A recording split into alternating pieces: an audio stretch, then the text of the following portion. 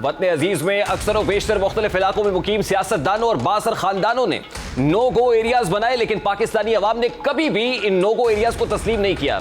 सबसे बड़ी मिसाल MQM के मरकज 90 की ली जा सकती है, जहां आम शहरी का जाना ममनू था, लेकिन एक वक्त आया कि वही 90 आज वीरान है। जिनकी एक टेलीफोनिक तकरीर पर पूरा कराची बंद हो जाता था, आज बैरून मुल्क अदालतों में भटक रहे हैं। चंद बरस बाद आज फिर पाकिस्तान में रियासती रेट चैलेंज करके फिर से एक और इलाके को नो गो एरिया बना दिया गया है।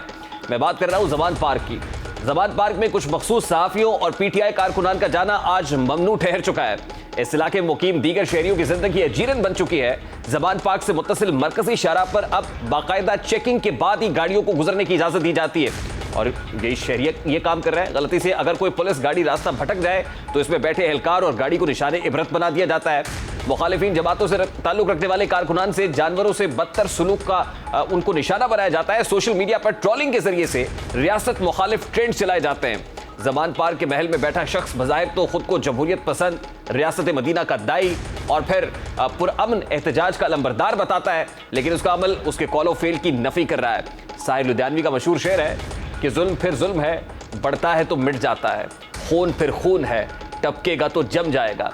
अब वक्त आन पहुंचा है जब जुल्म इस हद तक बढ़ चुका है कि इसे रोकना हर सूरत जरूरी हो चुका है, और रियासत इस मसले की संजीदगी से निपटने पर गौर कर रही है, जिसकी वाज़ेह मिसाल निगरान वज़ीर आला पंजाब सैयद मोहसिन रज़ा नकवी की प्रेस कॉन्फ्रेंस से मिलती है, जिनका कहना था कि मुतादिद मौके पर तशद्दुद के बावजूद पुलिस को पुरअमन रहने का कहा, लेकिन यह नहीं हो सकता कि फोर्स पुरअमन रहे और आप उन पर लाठियां बरसाएं, बहीमाना तशद्दुद का निशाना बनाएं।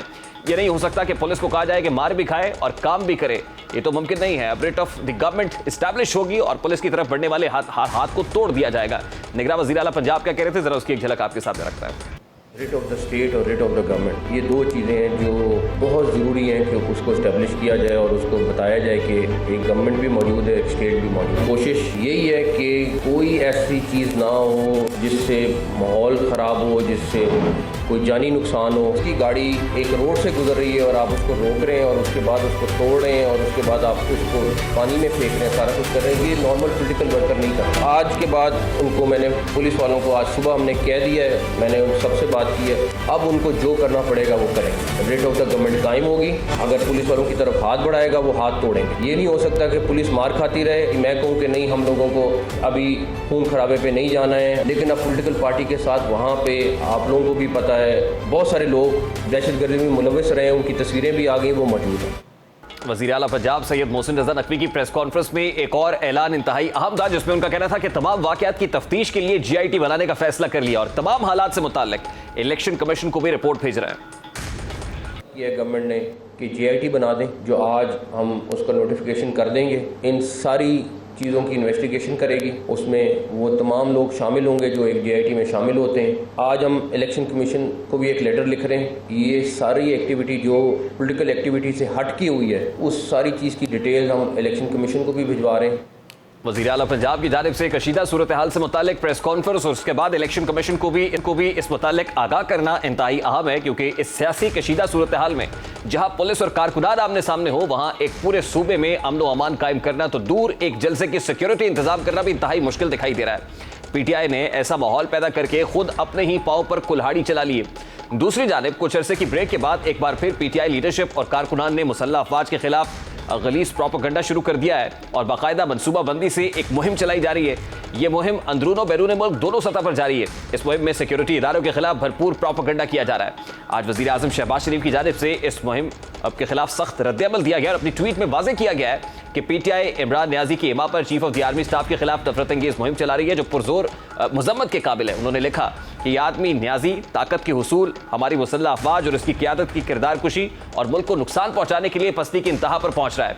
वज़ीर आज़म के बयान के रद्द-ए-अमल में पाकिस्तान तहरीक-ए-इंसाफ के रहनुमा फवाद चौधरी ने कहा कि वज़ीर आज़म का बयान बुनियादी तौर पर आवाम और फौज के दरमियान फासला पैदा करने की एक कोशिश है। उनका कहना था कि कोई मुहिम हमने की है और ना करने का इरादा रखते हैं, हमने तहम्मुल का मुजाहिरा किया है और आगे भी करेंगे। फवाद चौधरी इस मुताल्लिक क्या कहते हैं, जरा उसकी एक झलक आपके सामने रखता है। इंसाफ ने ना तो कोई कैंपेन की है आर्मी चीफ के खिलाफ, ना ही करने का इरादा रखती है, और हम उनका एहतराम करते हैं और हम उनसे तवक्को करते हैं कि वो पाकिस्तान को सियासी तौर के ऊपर नॉर्मलाइज करने में अपना किरदार अदा करेंगे, खसूसन इलेक्शन कमीशन के साथ ताउन करें ताकि इलेक्शन हो। इसके बाद इमरान खान ने अपने खिताब में भी ऐसी ही बातें दोहराई, लेकिन साथ में ये इल्जाम भी लगा दिया कि हुकूमत की जानिब से उन्हें इस्लामाबाद में कत्ल करने की साजिश रचाई गई, इसीलिए उनको अब वीडियो लिंक पर पेशी की इजाजत दी जाए।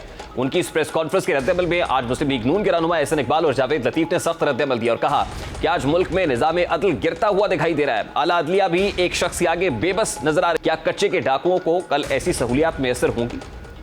अदालत उज़्मा और अदालत आलिया हैं पाकिस्तान की, वो भी इस शख्स के आगे न सिर्फ बेबस नजर आती हैं, बल्कि ये शख्स अपने दबाव के जरिए इन अदालतों से अपने पसंद के फैसले लेता हुआ नजर आ रहा है। जिस तर्ज अमल का हमारी अदलिया ने हजरत इमरान नियाजी साहब के लिए फराख दिली का मुजाहरा किया है, पाकिस्तान का हर शहरी उसी फराख दिली का हकदार है। क्या कच्चे का कमांडर जो है डाकुओं का अगर अदालत से बेल लेने के लिए जाएगा तो उसको ये सहूलत मैसर होगी कि वो गाड़ी में बैठ के हाजिरी लगाए, या जो नया कानून आया है बायोमेट्रिक का उससे उसको इस्तिस्ना हासिल हो? ये सिर्फ सहूलत जमान पार्क के कमांडर के पास होनी चाहिए।